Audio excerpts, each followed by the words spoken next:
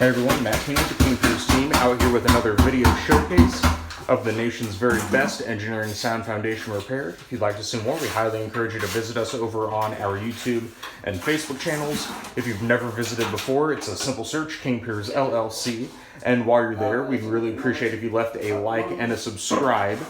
We are out here in Liberty, Missouri. This is a smaller four-step full-scope foundation repair project. We have already excavated fully down to the footing on the outside of this wall.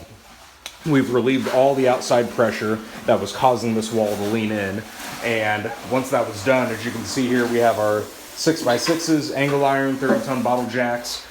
This is what we use to straighten that wall back to vertical. While this remains in place, we do our wall brace installation. This is what's going to keep that wall vertical. So right now we are getting the bottom ends of the wall braces set right on top of the footing. Getting that concrete mixed up. So everything is looking very good. We'll take a quick look at the level. Hopefully you can see it on this video. Yeah, everything is showing level on this wall. So everything is right where it needs to be. Hopefully here, either tomorrow or Saturday, we'll get that final pour of concrete in to encase our King Piers under the footing. And then we can, we have a pretty quick backfill that we need to do. It's a very short wall.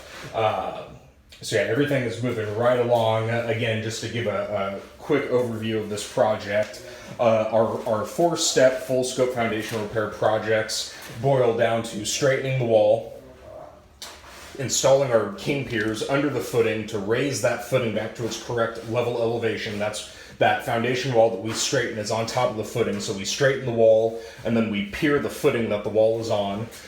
Step number 3 is epoxy injecting all the foundation cracks that we can physically access, and the final and fourth step is our wall brace installation, which you just saw. So we get that bottom end set right on top of the footing.